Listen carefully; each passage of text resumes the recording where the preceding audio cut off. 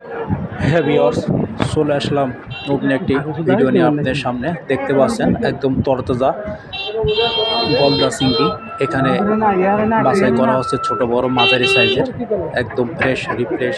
যারা সকালে জেলেরা নদীতে থেকে মেরে নিয়ে আসছে পাইকারি বাজারে, এখানে এসে বাজারজাতকরণ আগে এগুলো বাছাই করা হয়, ছোট বড় মাঝারি বিভিন্ন দামের, একদম টাটকা তরতাজা। এটা সুন্দরবনের গহীন জঙ্গলের চিংড়ি মাছ।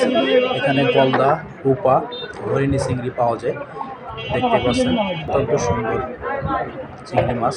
এছাড়াও এখান থেকে ক্রেতারা ক্রয় করে পাইকারি ব্যবসায়িক যারা আছে এরা প্যাকেটজাত করে বরফের মাধ্যমে দেশের বিভিন্ন প্রান্তে সরবরাহ করে থাকে। দেখতে পাচ্ছেন এখানে বরফ দিয়ে প্যাকেটিং করতেছে, এবং পাশে যে দেখতে পাচ্ছেন এখানে বাছাবাছি করে এখানে বিভিন্ন ডাকে বিক্রি করা হয় পাইকারি রেটে।